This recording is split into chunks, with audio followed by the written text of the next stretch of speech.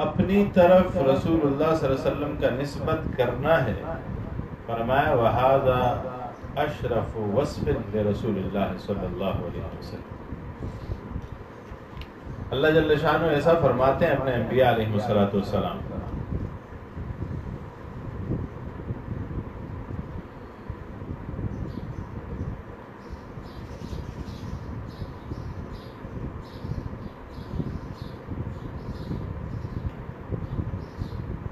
موسیٰ علیہ السلام کے بارے میں کہا سورہ کہف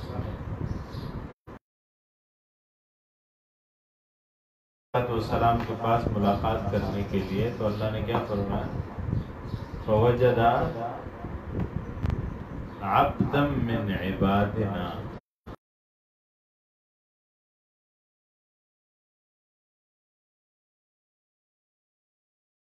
ایک اور جگہ سبحان الذی اسریٰ بعبدہ، اللہ اپنے بندے کے ساتھ آسمانوں پہ لے گیا۔ عیسیٰ علیہ السلام کہتے ہیں لوگوں نے جب کہا کہ حضرت مریم کو کہ مریم یہ بچہ کہاں سے لے آئی؟ یا اخت ہارون ما کان ابوک امرأ سوء وما کانت امک بغیہ فاشارت الیہ، کہ اس سے پوچھو میرا تو روزہ ہے۔ انہوں نے کیا کہا؟ قالوا کیف نکلم من کان فی المہد صبیا۔ اللہ نے عیسیٰ علیہ السلام سے بلوایا، پہلا لفظ کیا تھا؟ قال انی عبد اللہ، میں اللہ کا بندہ ہوں۔ عبد بننا سب سے اہم ہے۔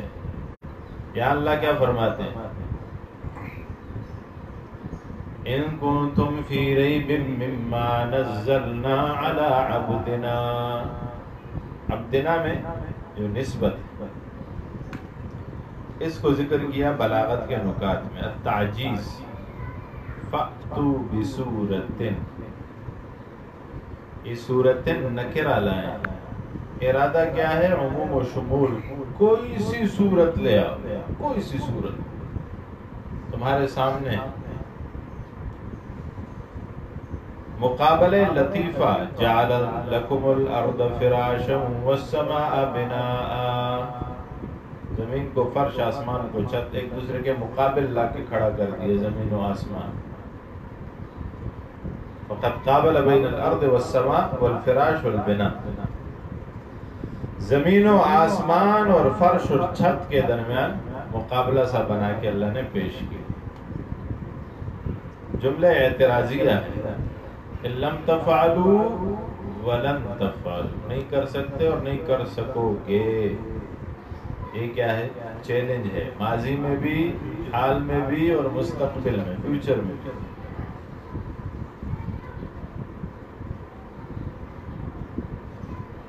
الایجاز البدیع بذکر الکنایہ، فاتقوا النار فإن عجزتم فخافوا نار جہنم بتصدیقکم بالقرآن۔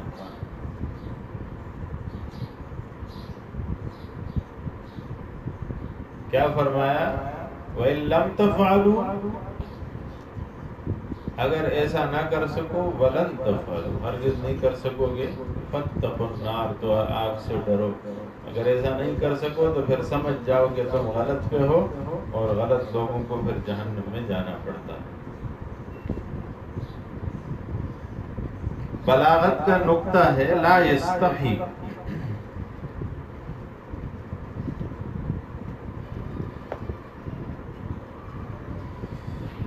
مجاز ہے من باب اطلاق الملزوم و ارادت اللازم، لا یستحی،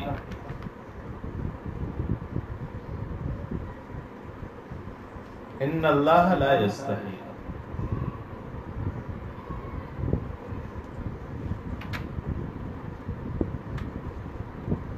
اے لا یترک، وہ چھوڑے گا نہیں، اس وجہ سے لأن الترک من ثمرات الحیاء۔ ومن استحیا من فعل شیء ترکہ، کوئی بھی آدمی جب کسی کام سے شرماتا ہے تو کیا کرتا ہے؟ اس کام کو چھوڑ دیتا ہے۔ اللہ فرماتے ہیں ان اللہ لا یستحی، مثالیں اپنے مخلوق کی بتانے سے اللہ شرماتا نہیں ہے، اور جب شرماتا نہیں ہے تو چھوڑے گا بھی نہیں، یہ کام کرتا رہے گا، یعنی مثالیں دیتا رہے گا۔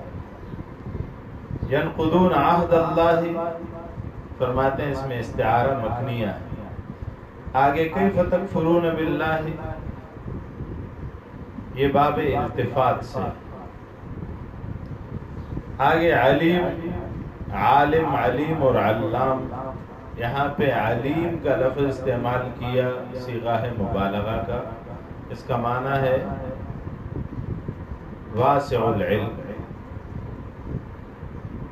الذي احاط علمه بجميع الاشیاء، جس کا علم تمام چیزوں کو شامل۔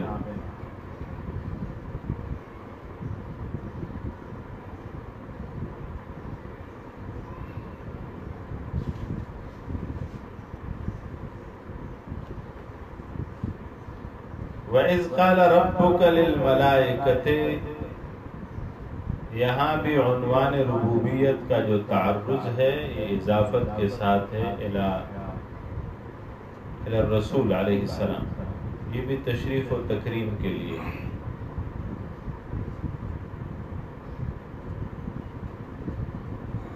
الامر فی قوله انبئونی باسماء هؤلاء خرج من عن حقیقته الی التعجیز، اللہ نے فرشتوں سے کہا کہ تم بتاؤ اب اس کے نام، ان کنتم صادقین۔ مراد حقیقت نہیں ہے کہ انہیں کہا جا رہا ہے کہ تم بتاؤ، بلکہ یہ احساس دلانا ہے کہ وہ عاجز ہیں، نہیں بتا سکتے۔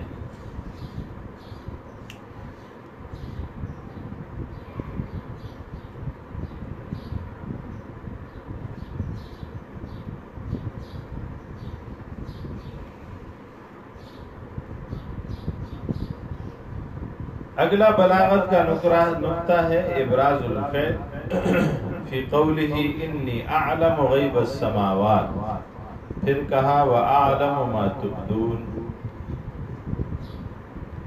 یہ لاہتمام بالخبر والتنبیہ علی احاطۃ علمہ، اللہ کا علم کتنا محیط ہے اسے بتا رہے ہیں۔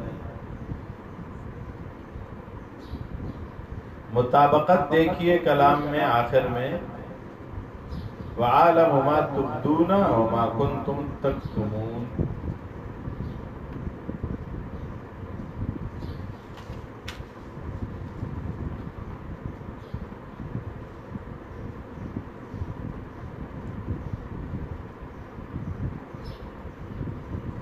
بلاغت کا ایک اور نقطہ دیکھیے، وَإِذْ قُلْنَا، جب ہم نے کہا، قلنا ہم نے کہا، یہ تعظیم کے لیے جمع کا صیغہ، اللہ تو ایک ہے تو ہم کا لفظ کیوں کی استعمال کرتے ہیں، میں نے کہا کیوں نہیں فرماتے، تعظیم کے لیے۔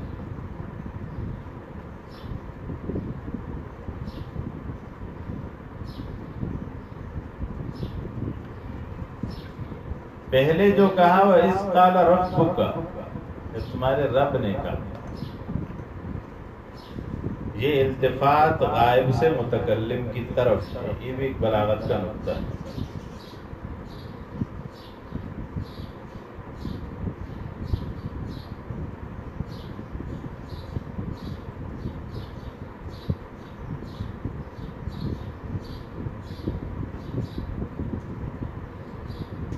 فَسَجَدُوا میں بلاغت کا نقطہ ہے فا کو لانا، حفاظت الفا،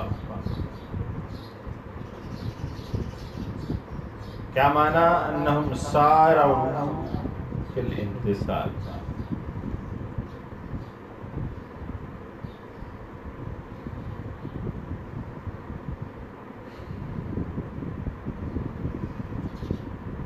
یعنی اللہ جل شانہ نے کہا اور انہوں نے جلدی سے سجدہ کر لیا۔ ثم جو ہے وہ تراخی کے لیے آتا ہے، فاصلے کے لیے، اگر کہا جاتا وَإِذْ قُلْنَا لِلْمَلَائِكَةِ اسْجُدُوا لِآدَمَ ثُمَّ سَجَدُوا کا مطلب ہے کہ گھنٹے بعد، 2 گھنٹے بعد، 5 دن بعد، 1 ہفتے بعد انہوں نے سجدہ کیا.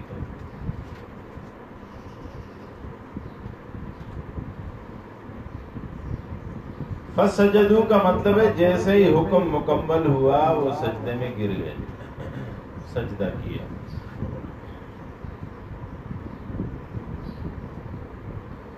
فرمایا وَلَا تَقْرَبَا هَٰذِهِ الشَّجَرَةَ. اس میں بھی بلاغت کا نقطہ. اللہ کیا فرماتے ہیں؟ اس درخت کے قریب مت جانا. اس کا مطلب کیا ہے؟ کہ کھانا تو دور کی بات ہے، قریب بھی مت جانا. یہ مبالغہ ہے، منع کرنے میں مبالغہ ہے. بڑے عجیب انداز سے ذکر کیا. اس طرح ہے نا وَلَا تَقْرَبُوا الزِّنَا، زنا کے قریب مت جانا. زنا تو ایک وہ عمل ہے جو آدمی بدفعلی کرتا ہے، تو قریب مت جانا کا کیا مطلب ہے؟ یعنی وہ اسباب بھی اختیار مت کرنا جو تمہیں زنا کے پاس لے جائے.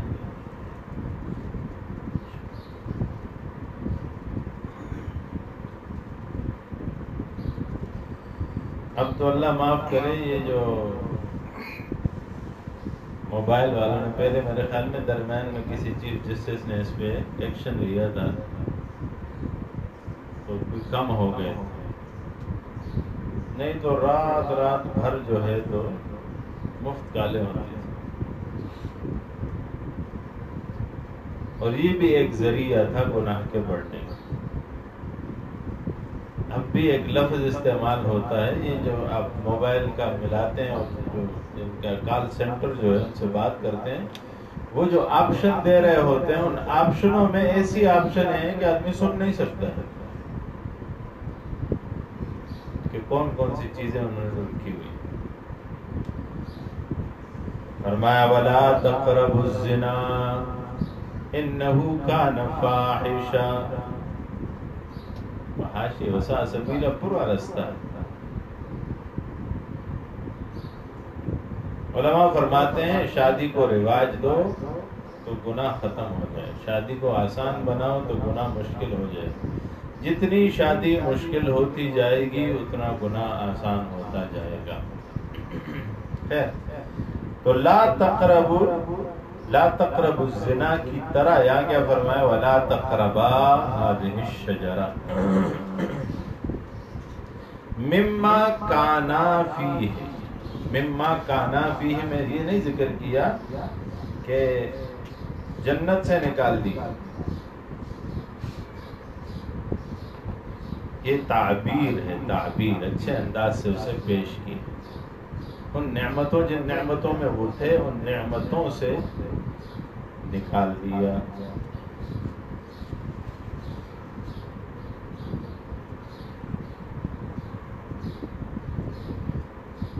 اب یہ بلاغت کے نکات تھے.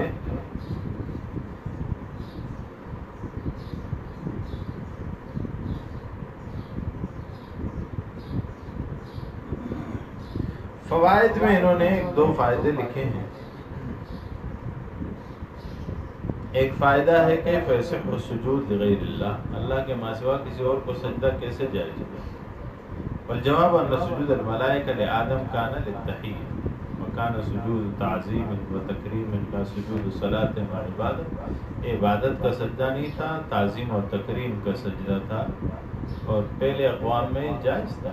یوسف علیہ السلام کا تذکرہ ہمیں ملتا ہے کہ یوسف علیہ السلام نے خواب دیکھی، اپنے ابا جان سے جا کے کہا کہ ابو میں نے خواب دیکھی.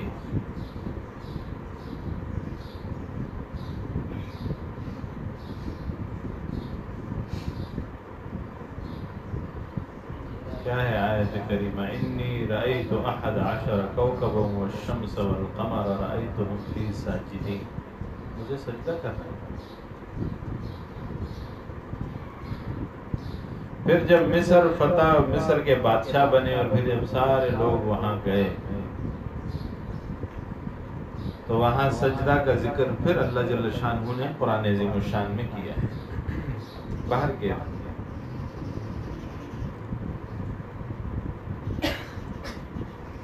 تو فرشتوں نے حضرت شاہ عطا اللہ شاہ بخاری رحمۃ اللہ علیہ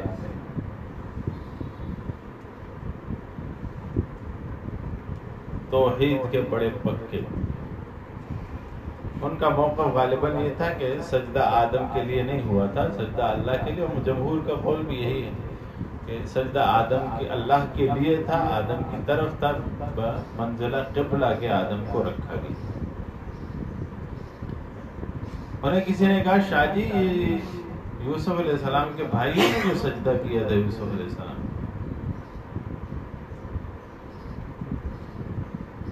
انہوں نے کہا کہاں سے ثبوت لیا بھائی، یوسف علیہ السلام کے بھائیوں نے اور کون سا اچھا کام کیا تھا.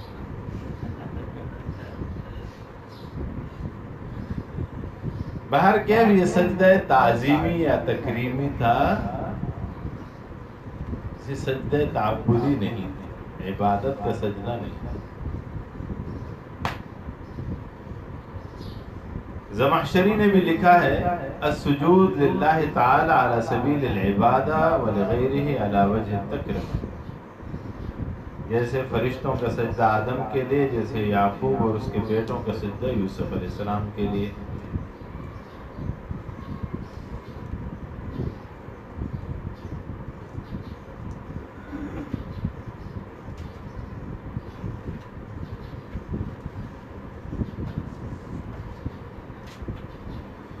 فرمایا یا بنی اسرائیل، اے بنی اسرائیل، اذکروا یاد کرو نعمتی میرے نعمات کو، التی وہ انعمت علیکم جو میں نے تم پر کی، وَأَوْفُوا بِعَهْدِي أُوفِ بِعَهْدِكُمْ میرے وعدے کو پورا کرو، تمہارا وعدہ وفا کیا جائے گا،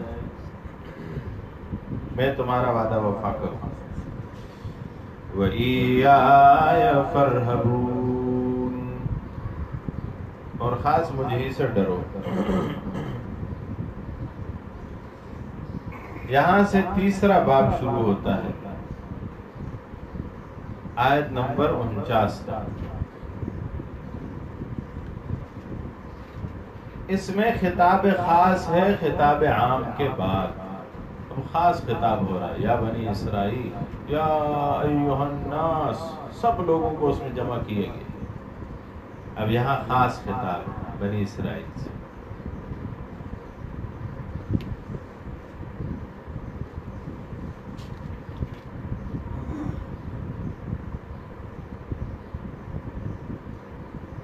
پھر 11 امور کا ذکر ہے جن میں حکم ہے، یعنی اوامر. 5 امور کا ذکر ہے جو نواہی.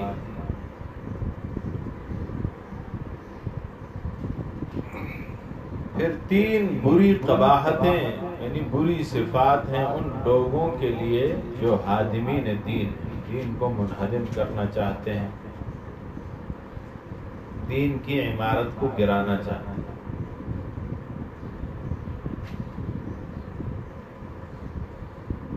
وہ کون کون سی ہیں؟ آیت نمبر 41 میں اشترا بالدین، آیت نمبر 42 میں کتمان حق، آیت نمبر 43 میں ترک عمل.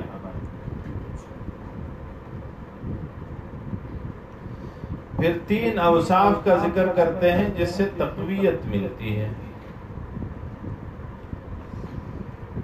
ایک استقامت بالصبر، دوسرا استعانت بالصلاۃ، اور تیسرا ایمان بالآخرہ.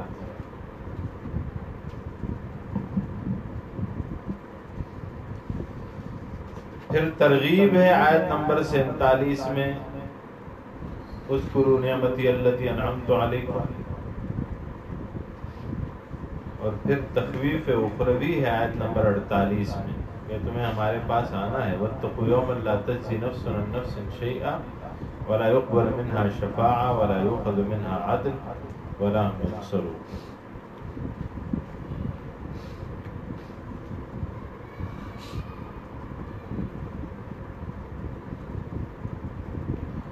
معجم القرآن میں ذکر ہے کہ یا بنی اسرائیل کا لفظ 43 بار ذکر ہے. اسرائیل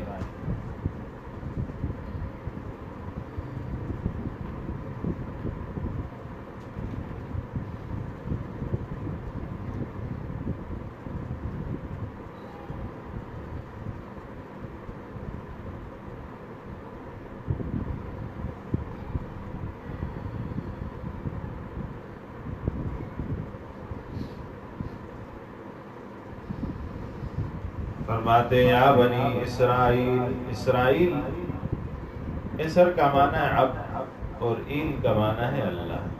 اسرائیل کا معنی ہے عبداللہ، اللہ کا بندہ.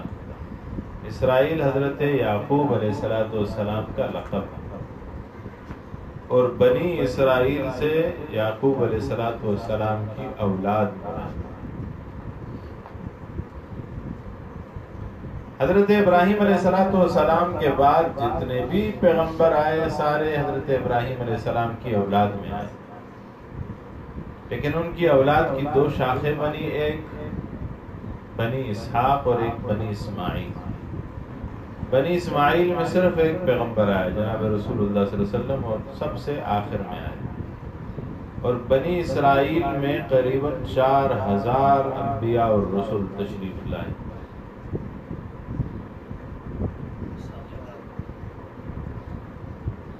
جن میں اسحاق علیہ السلام کی اولاد تھے یعقوب علیہ السلام، اور پھر سارے انبیاء یعقوب علیہ السلام کی اولاد میں آئے.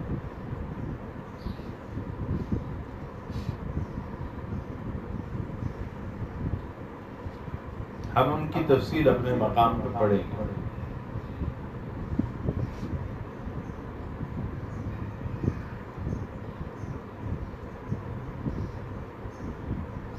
تو یہاں ان سے خطاب ہو رہا ہے یا بنی اسرائیل، اے بنی اسرائیل اذکروا، یاد کرو نعمتی، میری نعمت. حسن بصری کہتے ہیں ذکر النعمت شکرھا، نعمت کا ذکر کرنا اس کا شکر کرنا. مراد کیا ہے؟ اذکروا نعمتی، میری نعمت کو ذکر کرو مطلب اس کا شکر ادا کرو. جو آدمی اس پر نعمت کی گئی ہو اس کا ذکر ہی نہ کرے تو یہ شکر کے خلاف ہے.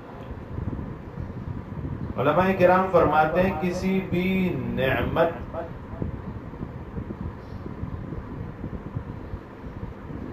کو ماننے کے لیے،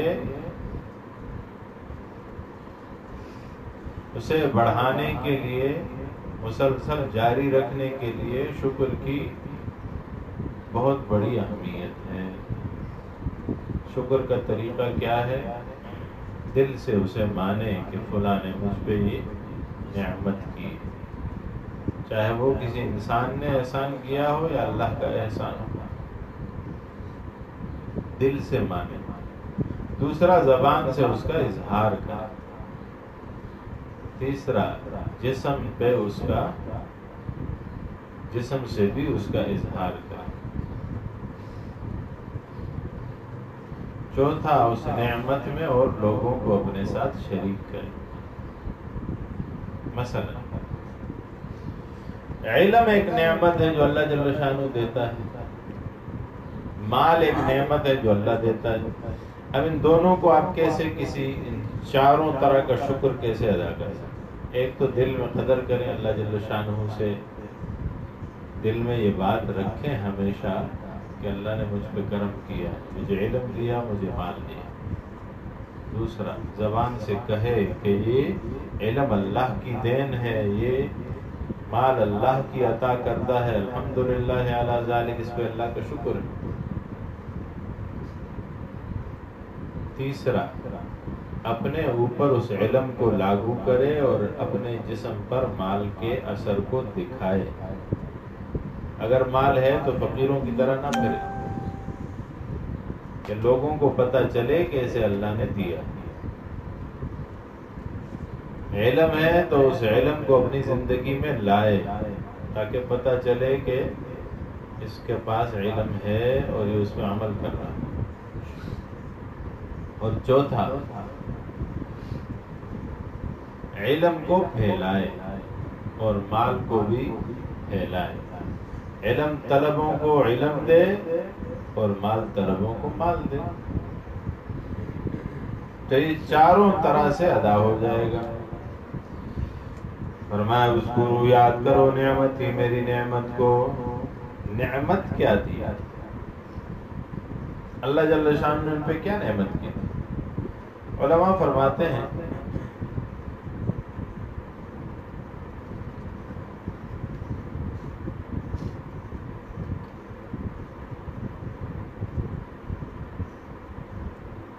کہ اسے آپ مختلف طریقے سے دیکھ سکتے ہیں۔ ایک تھی حکومت، ایک تھی نبوت، اور ایک تھا علم۔ اللہ نے ان کو حکومت بھی دی، بنی اسرائیل نے خود حکومت کی۔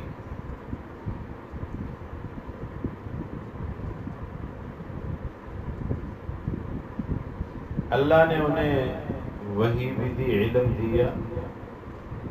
ابراہیم علیہ السلام کی اولاد میں بنی یعقوب میں اللہ نے 3 کتابیں اتاری۔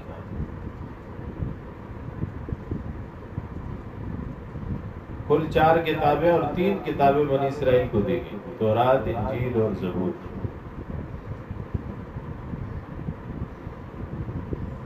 اور نبوت میں نے عرض کیا کہ 4000 انبیاء تشریف لائے، تو کتنے نبی عطا ہوئے؟ تو فرمایا اذکروا نعمتی، میری نعمت کو یاد کرو، التی انعمت علیکم، جو میں نے تم پر کی۔ اذکروا مظہری کہتا ہے احفظوا، یاد کرو، یاد کرو، یاد رکھو۔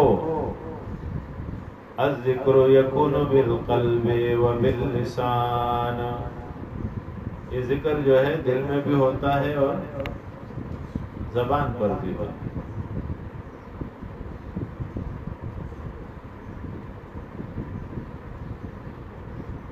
ایک عارف کہتے ہیں نا کہ اللہ جل شانہ کو دل میں یاد کرو اور اپنے کام بھی کرو، دست بکار و دل بیار۔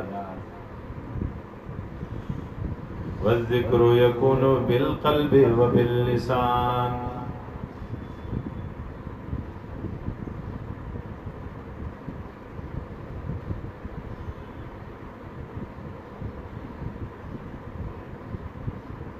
ذکر نعمت جو ہے یہ اس کا شکر ہے۔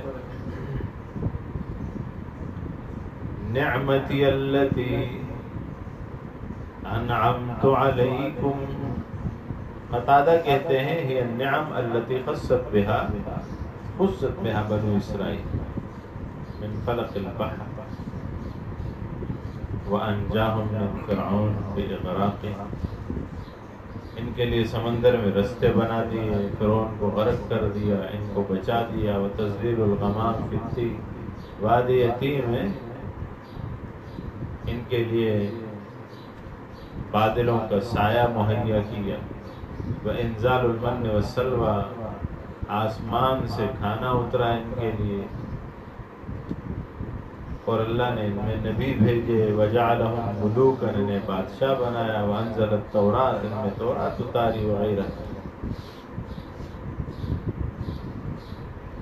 وقال غیرہ ہی جمیع النعم علی العباد، تمام احسانات جو بندے پر ہیں اس سے سب مراد، تو کہا ان کو ذکر کرو۔ وَأَوْفُوا بِعَهْدِي أُوفِ بِعَهْدِكُمْ، ایک روایت ہے ابن عباس،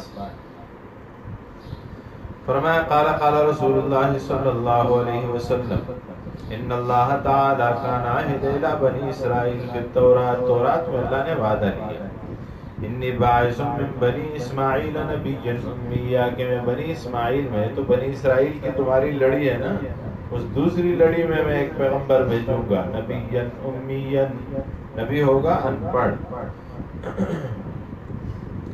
فمن تبعہ، جس نے اس کی تابعداری کی، وصدق بالنور الذی یاتی بہ، اور اس نور کی تصدیق کی جو وہ اپنے ساتھ لائے گا، اے قرآن.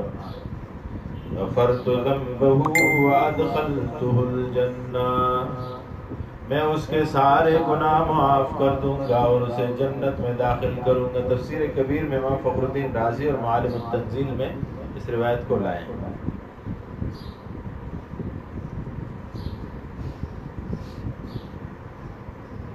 مولانا ثناء اللہ پانی پتی رحمۃ اللہ علیہ نے تفسیر مظہری میں اقوال نقل کیے ہیں اس حوالے سے. ابن عباس فرماتے ہیں، ابن جریر نے اسے ذکر کیا، قال اوفوا بعہدی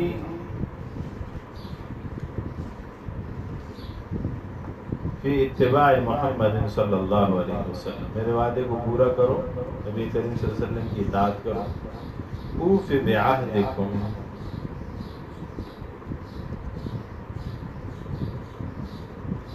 میں تمہیں بلندی عطا کروں گا،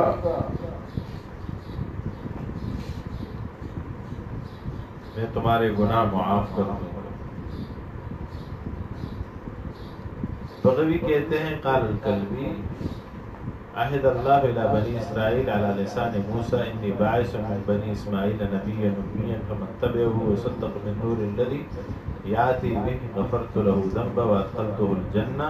اگلا جملہ بھی ہے اس میں، وجعلت لہ اجرین اثنین، میں اسے 2 اجر دوں گا، اپنے دین پر عمل کرنے کا بھی اور جناب رسول اللہ صلی اللہ علیہ وسلم کے دین پر عمل کرنے کا بھی.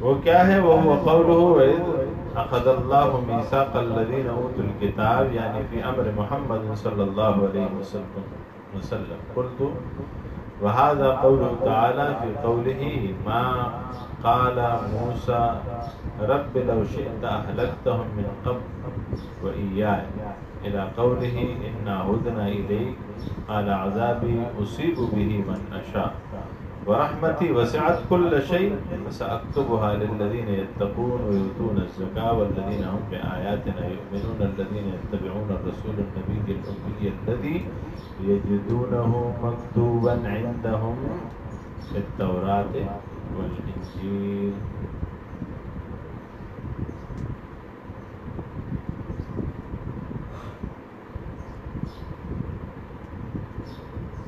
قتادہ اور مجاہد کہتے ہیں کہ اس سے وہ مراد ہے جو سورہ مائدہ میں ذکر کیا، وَلَقَدْ أَخَذَ اللَّهُ مِيثَاقَ بَنِي إِسْرَائِيلَ وَبَعَثْنَا مِنْهُمُ اثْنَيْ عَشَرَ نَقِيبًا.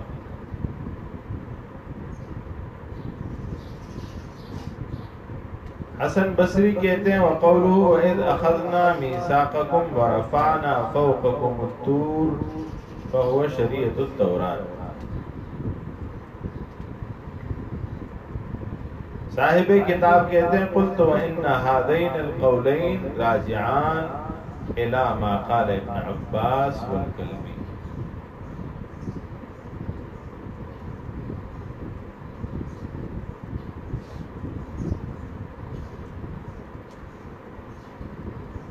فرمایا وہاں کیا تھا، فَإِنَّ فِي الْأَوَّلِ وَآمَنْتُمْ بِرُسُلِي وَعَزَّرْتُمُوهُمْ، رسل پہ ایمان لائے. اور یہاں بھی یہ پیغام ہے کہ تورات، شریعت تورات میں کیا تھا کہ نبی کریم صلی اللہ علیہ وسلم کا تذکرہ تھا اور اس پہ ایمان لانے کی تلقین موجود، اس کے مدد کرنے کی تلقین موجود.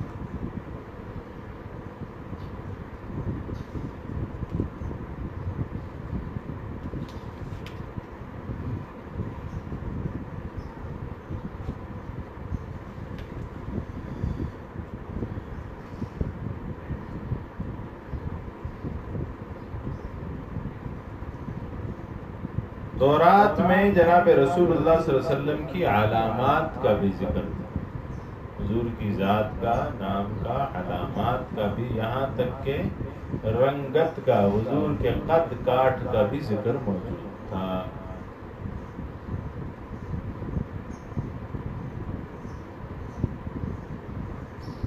عیسیٰ علیہ السلام بھی فارقلیب کے ساتھ جناب رسول اللہ صلی اللہ علیہ وسلم کا ذکر فرماتے رہے۔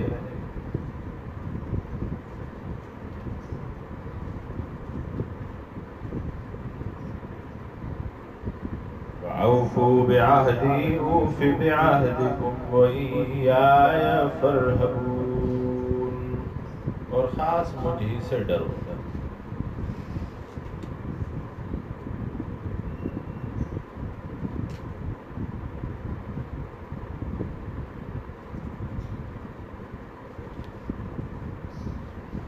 مظہری لکھتا ہے فخافون فی نقض العہد، اگر وعدہ توڑا نا تو پھر مجھ سے ڈرو، پھر برا حال ہوگا۔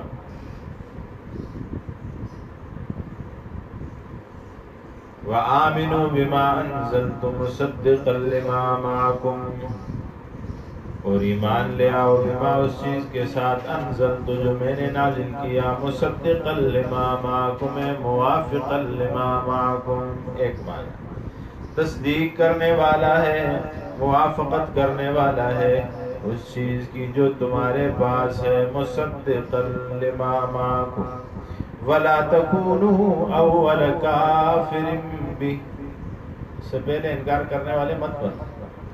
اب یہاں سوال ہے کہ پہلے انکار کرنے والے تو قریش تھے، نبی کریم صلی اللہ علیہ وسلم مکہ میں تھے، مکہ میں قریش تھے، اور قرآن آیا اور انہوں نے قرآن کا انکار کر دیا۔ یہ تو جب حضور صلی اللہ علیہ وسلم مدینہ منورہ آئے تو یہود تو مدینہ منورہ میں تھے، تو انہیں کیوں کہا گیا وَلَا تَكُونُوا أَوَّلَ كَافِرٍ بِهِ؟ تدبر القرآن میں ذکر ہے، یہ سوال و جواب۔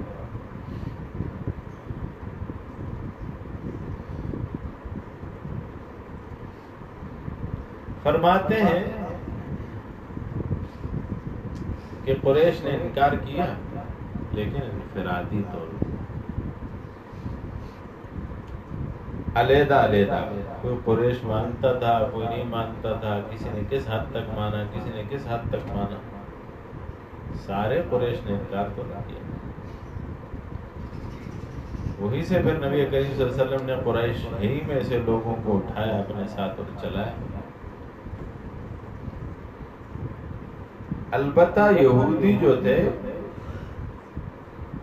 انہوں نے اجتماعی طور پر انکار کیا، اس وجہ سے کہا وَلَا تَكُونُوا أَوَّلَ كَافِرٍ بِهِ وَلَا تَشْتَرُوا بِآيَاتِي ثَمَنًا قَلِيلًا، اور نہ حاصل کرو اشترا بالدین۔ وَلَا تَكُونُوا أَوَّلَ كَافِرٍ بِهِ وَلَا تَشْتَرُوا بِآيَاتِي ثَمَنًا قَلِيلًا۔ مظہری لکھتا ہے بل الواجب ان تکونوا اول من آمن بی،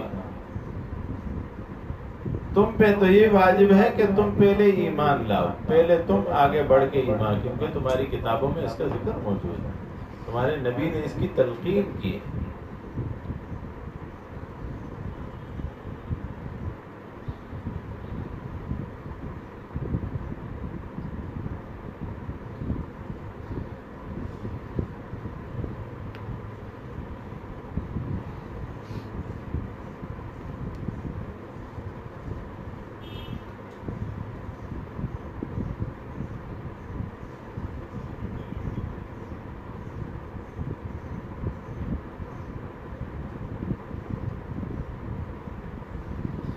ان کے جو مولوی تھے، پیر تھے یہودیوں کے، بڑے جو تھے، سردار تھے،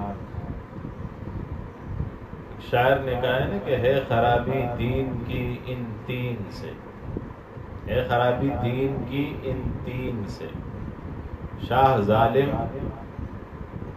پیر جاہل، مولوی بے دین سے۔ یہ کیا کرتے تھے کہ لوگوں کو اپنے پیچھے لگایا ہوا تھا اور انہیں ہلنے نہیں دیتے تھے. مستقلاً ذکر آئے گا ان لوگوں کا جنہیں کچھ بھی پتہ نہیں تھا، بس ان کے پیچھے آنکھیں بند کر کے چل رہے تھے.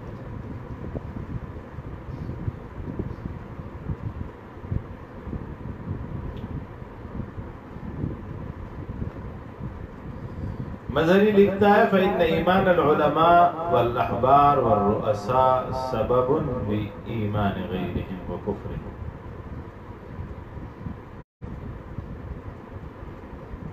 سبب بکفر غیرهم، ان کا ایمان ان کے ایمان کے لیے سبب ہوتا تھا، ان کا کفر کے لیے سبب ہوتا تھا. اس وجہ سے رسول اللہ صلی اللہ علیہ وسلم کا فرمان ہے الا ان شر الشرار شرار العلماء، سب سے زیادہ شر میں آگے وہ ہوتے ہیں جو علماء سوء، برے علماء، ان کا شر بھی سب سے زیادہ ہے اور خیر بھی خیار العلماء کا سب سے زیادہ ہے. وَلَا تَشْتَرُوا بِآيَاتِي ثَمَنًا قَلِيلًا، لا تشتروا لا تستبدلوا، مظہری بِآيَاتِي بِالْإِيمَانِ بِآيَاتِ الْقُرْآنِ وَلَا تَسْتَبْدِلُوا بِآيَاتِ التَّوْرَاةِ وَلَا تَسْتَبْدِلُوا بِبَيَانِ نَعْتِ مُحَمَّدٍ صلی اللہ علیہ وسلم. خطاب یہود کے ساتھ خاص کریں تو مراد کیا ہوگا؟ لا تستبدلوا بآیات التورات. یہ کرتے کیا تھے؟ فرمایا وذالک ان رؤساء اليہود وعلماء، ان کے مولوی اور پیر جو تھے کانت لہم مأکلہ، انہیں کھانے کے لیے رستہ ملا ہوا تھا. یصیبونها من سفلتہم وجہالہم، ان کے جو جاہل تھے اور نچلا طبقہ تھا وہ ان کے لیے نذرانے لاتے تھے. یاخذون کل عام منہم شیئا معلوما من زروعہم وضروعہم ونقودہم، کہ فصلوں میں سے، کہ نقدیوں میں سے، چیزوں میں سے سالانہ ان کا نذرانہ آتا ہے. فخافوا فواتہ، انہوں نے یہ ڈر گئے کہ اگر ہم نے بتا دیا کہ یہ محمد صلی اللہ علیہ وسلم سچا پیغمبر ہے، قابل اتباع، اس کے پیچھے چل، تو ہمارے تو گئے نا نذرانے، پھر ہمیں کون نذرانے دے گا؟ فخافوا فواتہ ان بینوا صفت محمد صلی اللہ علیہ وسلم.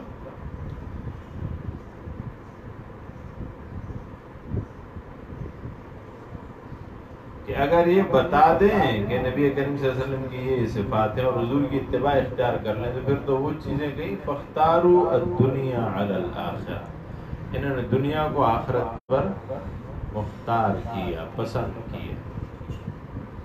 وغیروا نعتہ، رسول اللہ صلی اللہ علیہ وسلم کی صفات کو بدل ڈالا.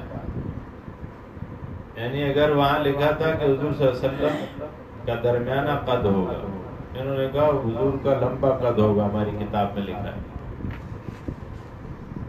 وہاں لکھا تھا کہ حضور کا گندمی رنگ ہوگا، تو انہوں نے کہا کہ نہیں، حضور صلی اللہ علیہ وسلم کا یوں رنگ ہوگا.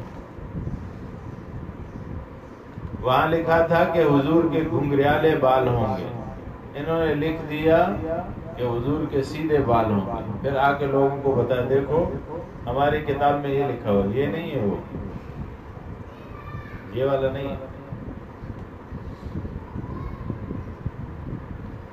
آگے بھی آ رہا ہے وَلَا تَلْبِسُوا الْحَقَّ بِالْبَاطِلِ.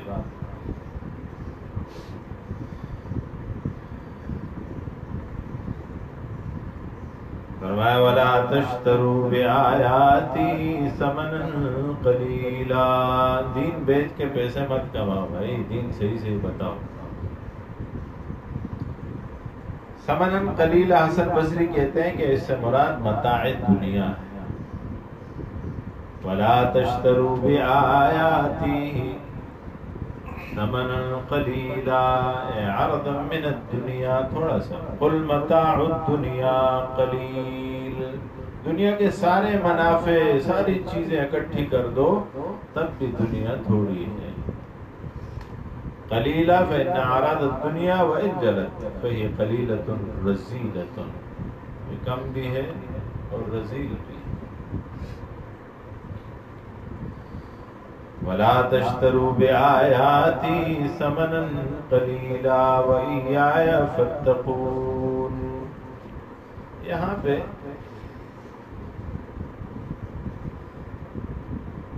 ایک اور حدیث پاک میں آتا ہے کہ یہ کرتے کیا تھے. لا تشتروا بآیاتی ثمنا قلیلا. عبداللہ ابن سریہ ایک یہودی تھا، یہ یہود کے سرداروں میں سے. وہ کیا کرتا، اپنے تورات کتاب میں تبدیلیاں کرتا، لوگوں سے پیسے لے لیتا، کوئی بھی حکم آتا تو اس حکم کو بدل ڈالتا پیسے لے کے. مثلا دو لوگوں کا ایک معاملہ پھنسا ہوا ہے، ایک طرف ہے مالدار پارٹی، دوسری طرف ہے کمزور پارٹی. عبداللہ ابن سریہ کے پاس آتے ہیں دونوں، تو یہ جانچ لیتا تھا. ایسا جو آدمی ہوتا ہے نا، جو اسے کیا کہتے ہیں،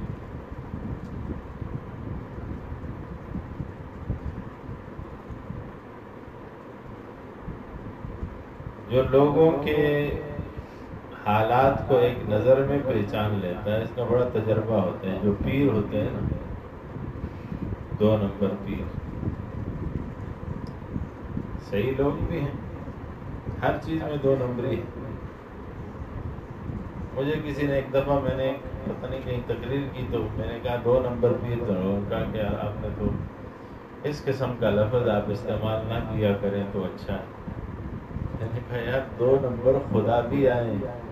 فرعون 2 نمبر خدا نہیں تھا، اسے کیا کہیں؟ نمرود 2 نمبر خدا، 2 نمبر پیغمبر مرزا غلام احمد قادیانی، اسے کیا کہیں؟ 2 نمبر نہیں کہیں گے. مسیلمہ کذاب، اسود عنیسی.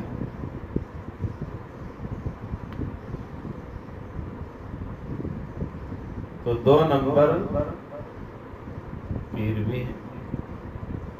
2 نمبر پیروں کی پہلی نگاہ آدمی کے مرید کے جیب پہ ہوتی ہے، انہیں پتا ہوتا ہے کہ کیا کرنے والا. پھر پوچھتے ہیں آئے ہو تو کیا لے کے آئے ہو، جا رہے ہو تو کیا دے کے جاؤ گے. پیروں کے تو مزے ہیں ہر سائڈ سے. تو یہ عبداللہ ابن سریہ جو تھا، یہ آدمی کو پہچان لیتا تھا، اس کے پاس تو مال ہے.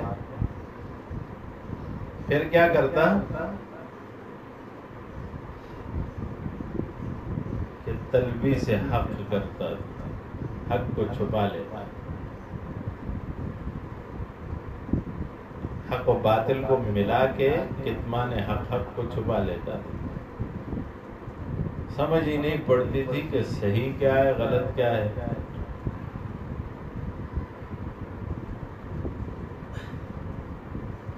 پیسے لے لیتا تھا اور کتاب کے حکم کو بدل ڈالا.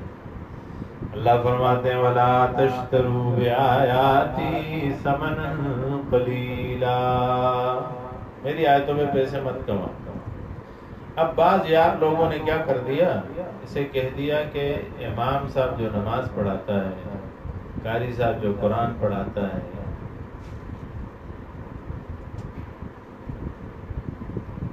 اس کو بھی تو آپ پیسے دیتے ہیں. تو کس چیز کے دیتے ہیں؟ قرآن پڑھانے کے دیتے ہیں، نماز پڑھانے کے دیتے ہیں. یہ بھی اس کے ضمن میں آ جاتا ہے لا تشتروا بآیاتی ثمنا قلیلا. علماء نے اس کا ذکر کیا ہے کہ یہ قرآن پڑھانے کا پیسہ نہیں ہے، اور اس کے جواز کے فتاوی موجود ہیں، لیکن یہ قرآن کا پیسہ نہیں ہے، وقت کے پابند ہونے کے پیسے. ایک آدمی ہے اگر وہ دین کا کام کرتا ہے، مثلا نماز پڑھاتا ہے، تو اور کوئی کام نہیں کر سکتا اگر وہ کامل طور پہ اسی کی طرف متوجہ. سبق پڑھا رہا ہے بچوں کے ساتھ. ایک حافظ کو حافظ بنانے میں کتنی محنت لگتی ہے یہ کوئی استاد ہی جانتا ہے. صبح تہجد کے وقت انہیں اٹھا کے 10-11 بجے تک مسلسل بٹھا کے پڑھانا، ایک ایک سے سبق سننا، پھر ظہر سے عصر، پھر مغرب سے عشاء، پھر عشاء کے بعد بھی پھر ان کے اخلاق کی تربیت کرنا، نگرانی کرنا، یہ پورا ورک ہے، پورا کام. تو اسے آپ ہلا نہیں سکتے. اگر وہ اس کام میں کوئی اور کام شروع کر دے گا اپنے معیشت کے لیے، ضرورت کے لیے، تو پھر یہ کام رہ جائے گا. تو دین کا اہم شعبہ جو ہے وہ اسی طرح رہ جائے گا. تو شعبے کو وقت دینے کے لیے اگر وقت کے بدلے میں کوئی اپنی ضروریات کو سامنے رکھے اور اس کے حساب سے لے تو کوئی حرج نہیں. حضرت ابوبکر صدیق رضی اللہ تعالیٰ جب خلیفہ بنے تو دوسرے دن نکل کھڑے ہوئے لکڑیاں کاٹنے کے لیے جنگل کی طرف. لوگ آئے ہوئے تھے مسجد میں، انتظار ہو رہا تھا، امیر المومنین نہیں، خلیفہ نہیں. حضرت عمر رضی اللہ تعالیٰ کے پاس گئے کہ کہاں ہے خلیفۃ المسلمین؟ حضرت عمر رضی اللہ نے ڈھونڈا، گھر میں نہیں ہے. انہیں پتہ سمجھ آ گئی کہ وہ گئے ہوئے ہوں گے لکڑیاں کاٹنے. تو ان کے پیچھے وہاں چلے گئے. حضرت ابوبکر صدیق رضی اللہ تعالیٰ رستے میں ملے، گٹھلی اٹھا رکھی. حضرت عمر نے کہا یہ آپ کیا کر رہے ہیں؟ کہا کہ میرے ساتھ اور میرے بچوں کے ساتھ پیٹ لگا ہوا ہے، ان کے لیے کھانے کا اہتمام کر رہا ہوں. فرمایا آپ امیر المومنین ہیں، لوگوں کے آپ کے ساتھ کام ہوں گے، لوگوں کے مسائل ہیں، لوگوں کے معاملات ہیں، آپ کو وقت دینا پڑے گا. کہا میرے بچوں کا پیٹ، کہا کہ آپ کو بیت المال سے پیسے مقرر کرنے اپنے لیے. تو ان کی خدمت کیا تھی؟ خلافت، مسجد کی امامت، نبی کریم صلی اللہ علیہ وسلم کے پیچھے فیصلے کرنے کا عمل، امت کو دیکھنے کا عمل، جہاد کے لیے ان چیزوں کے لیے لوگوں کی تشکیل، یہ سارا دین کا کام ہے. لیکن اس بات کا خیال علماء فرماتے ہیں رکھنا چاہیے کہ ضرورت کو ضرورت کے حساب سے ہی لینا چاہیے. اور اس کی مثال قائم کی حضرت ابوبکر صدیق نے. ایک دن گئے، گھر میں حلوہ پکا ہوا تھا. بیوی سے پوچھنا ہی کیا ہے؟ کہا کہ میں تھوڑا تھوڑا جو آٹا ہے نا وہ بچاتی تھی روزانہ، اور تھوڑا تھوڑا بچتا بچتا بچتا اب اتنا آٹا بن گیا کہ میں نے الگ سے حلوہ پکایا. آپ نے حلوہ تو کھا لیا. اگلے دن گئے بیت المال میں، کہنے لگے کہ اتنا سا آٹا کم دیا کرو، اس کے بغیر بھی ہمارا گزارا.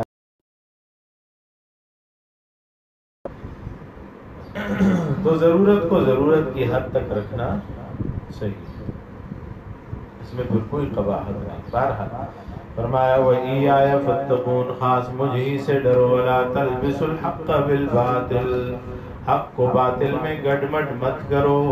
وَتَكْتُمُوا الْحَقَّ، کہ تم چھپاؤ حق کو. جب ایسا ہوگا تو پھر حق تو چھپ جائے گا.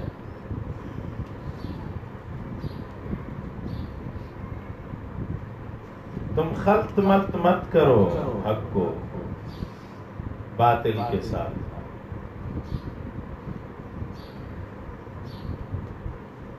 وَتَكْتُمُوا الْحَقَّ وَأَنْتُمْ تَعْلَمُونَ، حالانکہ تم جانتے بھی ہو کہ حق کیا ہے. کتمان حق بہت بڑا برا عمل. وَأَقِيمُوا الصَّلَاةَ، نماز کو قائم کرو. وَآتُوا الزَّكَاةَ، اور زکوٰۃ دو. وَارْكَعُوا مَعَ الرَّاكِعِينَ، رکوع کرنے والوں کے ساتھ رکوع کرو. وَارْكَعُوا مَعَ الرَّاكِعِينَ، معلم التنزیل نے لکھا ہے صلوا مع الذین فی صلاتهم رکوع. صلوا مع المصلین، نماز پڑھنے والوں کے ساتھ نماز پڑھو. یا کیا فرمایا کہ ان لوگوں کے ساتھ نماز پڑھو جن کے نماز میں رکوع ہے، مسلمانوں کے ساتھ. أَتَأْمُرُونَ النَّاسَ بِالْبِرِّ، کیا تم حکم دیتے ہو لوگوں کو نیکی کے ساتھ وَتَنْسَوْنَ أَنفُسَكُمْ اور تم بھلائے بیٹھے ہو اپنے نفسوں کو، اپنا آپ بھول گئے. لوگوں کو نصیحت، خود میاں فضیحت. اقبال کہتے ہیں بیچ کھاتے ہیں جو اسلاف کے مدفن تم ہو، جن کو آتا نہیں دنیا میں کوئی فن تم ہو. یہ تو ہوا بات تمہارے، مگر تم کیا ہاتھ پہ ہاتھ دھرے منتظر فردا ہو، خود بھی تو کچھ کرو. اَتَأْمُرُونَ النَّاسَ بِالْبِرِّ کیا تم حکم دیتے ہو لوگوں کو بالبر نیکی کے ساتھ وَتَنْسَوْنَ أَنفُسَكُمْ اور تم بھلائے بیٹھے ہو انفسکم اپنے نفسوں کو. وَأَنْتُمْ تَتْلُونَ الْكِتَابَ اور تم کتاب بھی کرتا ہے. اب حرام کھائیں، آپ کا دل کرتا ہے کسی پہ ظلم کریں، لیکن ان سب سے اپنے آپ کو روک کے رکھنا اور اپنے نفس کو مشکل میں ڈالنا، یہ بھی صبر ہے. اسے کہتے ہیں صبر عن المعصیت. گناہ سے بچنے میں اپنے نفس کو مشقت میں ڈال کے صبر کرنا. اور تیسرا ہے صبر علی المصیبت. کوئی اچانک آزمائش آ جائے، مصیبت آ جائے، مالی ہو جانی ہو، اس پہ صبر کرنا. تو صبر کریں گے تو اللہ مدد کرے گا. ایک حدیث پاک میں ہے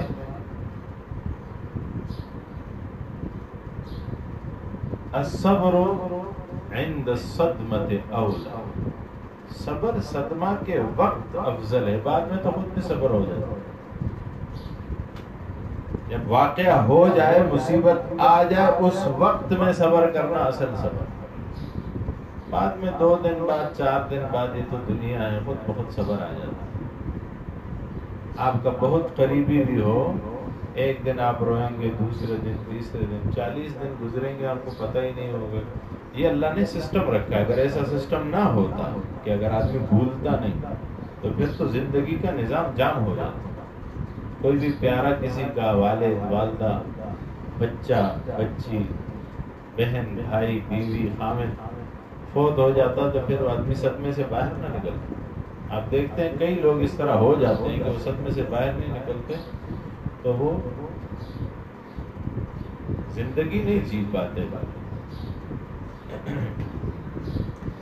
فرمایا وَاسْتَعِینُوا بِالصَّبْرِ وَالصَّلَاةِ صبر کے ساتھ اللہ سے مدد مانگو، کیونکہ جب آپ صبر کریں گے تو اللہ خود میدان میں آئے گا. اگر کوئی ظلم کرتا ہے آپ پہ تو صبر کرو. حدیث پاک میں اتقوا دعوت المظلوم، مظلوم کی بد دعا سے بچو. فَإِنَّهُ لَيْسَ بَيْنَهُ وَبَيْنَ اللَّهِ حِجَابٌ کیونکہ اس کے بیچ میں اور اللہ کے بیچ میں کوئی پردہ نہیں ہوتا. مظلوم کی مدد کے لیے اللہ خود آتا ہے. تو صبر کرو، صبر کرو. اپنا معاملہ جو ہے وہ اللہ کے حوالے کر دو، پھر اللہ جانے اور وہ جانے. وَاسْتَعِینُوا بِالصَّبْرِ وَالصَّلَاةِ نماز سے مدد مانگو. نماز کے ذریعے حضور صلی اللہ علیہ وسلم فرماتے ہیں، حدیث پاک میں ہے کہ نبی کریم صلی اللہ علیہ وسلم جب کسی مشکل میں ہوتے تھے بادر الی الصلاۃ، حضور نماز کی طرف دوڑتے تھے. اب لوگ کہتے ہیں نا کہ ملا کی دوڑ مسجد تک، یہ بہت توہین آمیز جملہ ہے. ملا کی دوڑ مسجد تک نہیں، ہر مومن کی دوڑ مسجد تک ہونی چاہیے، ہر مومن. کیونکہ سب سے پہلے مسئلے کا حل تو اللہ کے پاس. تبلیغی جماعت والے ہمارے بھائی کے سے بہت خوبصورت طریقے سے بات کرتے ہیں. تو کیا فرماتے ہیں کہ ڈاکٹر کے پاس اگر آپ بیمار ہو جائیں، ڈاکٹر کے پاس بعد میں جاؤ، پہلے نماز 2 رکعت نفل پڑھ کے اپنے لیے اللہ سے مانگو. یہ کیا ہے؟ وَاسْتَعِینُوا بِالصَّبْرِ وَالصَّلَاةِ. اسْتَعِینُوا بِالصَّلَاةِ، اللہ سے مانگو. نبی کریم صلی اللہ علیہ وسلم نے یہ تعلیم دی ہے کہ آپ کو کچھ بھی چاہیے، بادشاہی چاہیے یا جوتے کا تسمہ، اللہ سے مانگو. صلاۃ حاجت پڑھو، اللہ سے مانگو. نبی کریم صلی اللہ علیہ وسلم نے یہ ارشاد فرما دیا. ایک صحابی تھے، آئے گھر میں، پوچھا کھانے پینے کی کوئی چیز ہے؟ انہوں نے کہا نہیں. گئے وضو کیا، مسجد چلے گئے، 2 رکعت نفل صلاۃ حاجت پڑھ کے اللہ سے مانگا، واپس آئے، گھر پوچھا کوئی ہے کھانے کے لیے، مانگا نہیں، پھر واپس آئے۔ دل میں سوچ رہے ہیں کہ مجھ سے مانگنے میں کمی ہو گئی، اللہ کے ہاں تو کوئی کمی نہیں۔ واپس گئے، پھر 2 رکعت نماز پڑھی، اللہ سے مانگا، واپس آئے، گھر میں پوچھا ہے، کہا نہیں، پھر واپس آئے،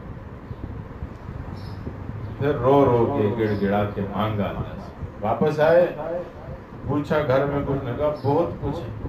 کیا ہے؟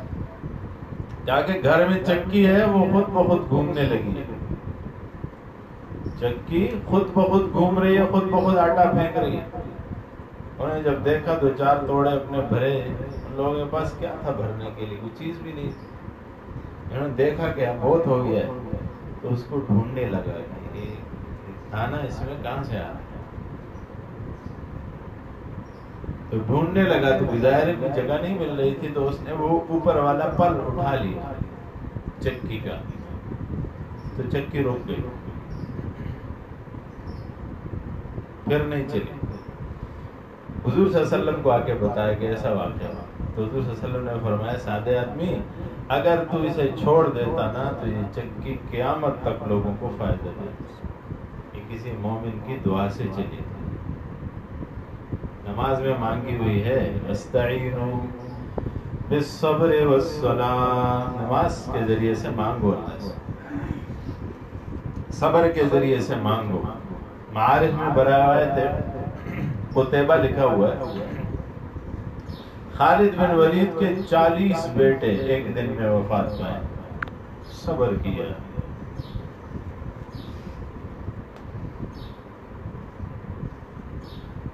حضرت لقمان حکیم کے ایک دن میں 100 بیٹے مرے، صبر کیا، اف بھی نہیں کیا۔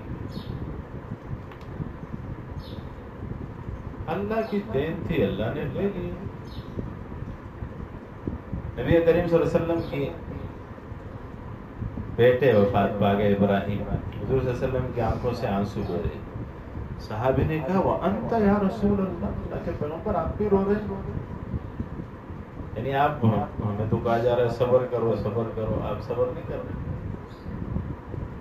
حضور صلی اللہ علیہ وسلم نے بتایا ہے کہ دوسری روایت میں ہے کہ چیخنا منع ہے، منہ پہ تھپڑ مارنا منع ہے، گریبان پھاڑنا منع ہے، اور بالوں کو پراگندہ کرنا منع ہے، اونچی آواز سے رونا منع ہے، لیکن اگر آنسو بہ رہے ہیں تو رحم کی علامت ہے، یہ تو محبت کی علامت ہے، اس میں کوئی قباحت نہیں، بغیر جزا فضا اور شور کے۔ یہ صبر سے معارض بھی نہیں، صبر سے اس کا ٹکراؤ نہیں۔ وَاسْتَعِينُوا بِالصَّبْرِ وَالصَّلَاةِ وَإِنَّهَا لَكَبِيرَةٌ إِلَّا عَلَى الْخَاشِعِينَ، مشکل کام ہے مگر ہاں ڈرنے والوں کے لیے کوئی مشکل نہیں۔ کون؟ الَّذِينَ يَظُنُّونَ، جو گمان کرتے ہیں، یقین رکھتے ہیں، أَنَّهُمْ مُلَاقُو رَبِّهِمْ، کہ وہ اپنے رب سے ملاقات کرنے والے، وَأَنَّهُمْ إِلَيْهِ رَاجِعُونَ، اور وہ اللہ کی طرف لوٹنے والے ہیں۔ یا بنی اسرائیل، اے بنی اسرائیل، اذکروا، یاد کرو نعمتی التی انعمت علیکم، وہ نعمت جو میں نے تم پر کی، وانی فضلتکم علی العالمین، اور یہ کہ میں نے تمہیں فضیلت دی عالمین پر۔ المراد کیا ہے ان کی فضیلت سے، کیا مراد؟ تفسیر کبیر امام فخر الدین رازی فرماتے ہیں، معالم التنزیل میں لکھا ہے، قرطبی نے بھی لکھا ہے، فضلتکم علی عالمی زمانکم، تمہارے اپنے زمانے میں جو لوگ تھے نا، ان میں تمہیں سب سے زیادہ فضیلت دی۔ پہلے امتوں پر فضیلت تھی، لیکن جب آخری امت آئی، تفسیر عثمانی میں شبیر احمد عثمانی فرماتے ہیں خیر امت اخرجت للناس، سب سے بہترین امت پھر یہ امت بن گئی۔ واتقوا یوما، ڈرو اس دن سے، لا تجزی نفس عن نفس شیئا،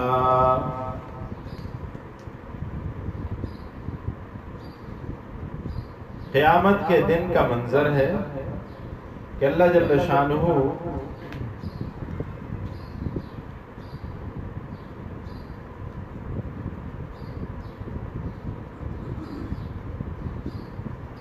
کسی نفس کو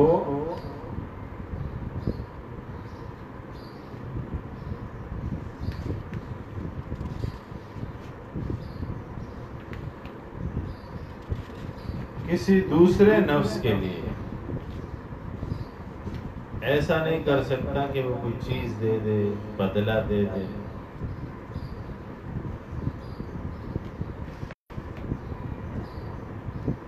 کوئی آدمی کسی کے کچھ کام نہیں آئے گا اپنے آپ کو بچانے کے.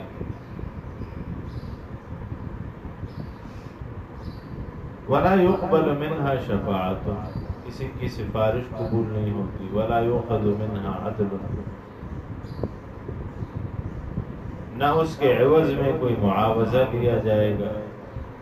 وَلَا هُمْ يُنصَرُونَ، اور نہ ان کی مدد کی جائے گی. دنیا میں کیا ہوتا ہے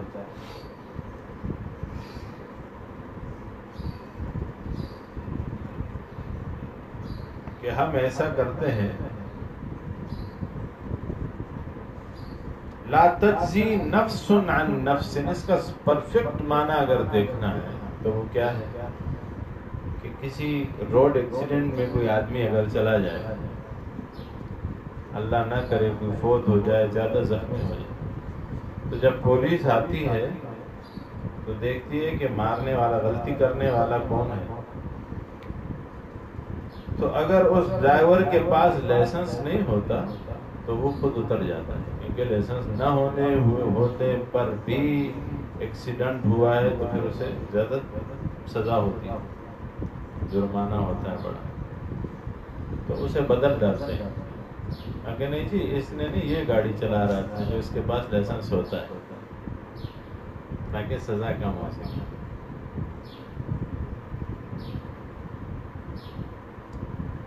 یا ایک آدمی سے غلطی ہو جاتی ہے، مار پیٹ یا قتل ہو جاتا ہے، دوسرے آدمی کو اس کی جگہ پیش کر دیتے ہیں کہ جی اس نے قتل کیا. ایسے ہوتا ہے. یہ بڑے سردار اور ان کے جو نوکر مزیرے ہوتے ہیں، تو سردار کو اگر قتل کر دے تو اس کے غلام کو، نوکر چاکر کو، مزیرے کو، زمیندار کو، اس کو آگے پیش کر دیتے ہیں، کہتے ہیں میں تمہیں بچا کے نکال رہا ہوں، کوئی بات نہیں، فکر مت کرو. تو کیا ہے لا تجزی نفس عن نفس، یہاں تو کسی کو پتہ نہیں، اللہ کو تو پتہ ہے کوئی آدمی کسی دوسرے آدمی کی جگہ نہیں لے سکتا.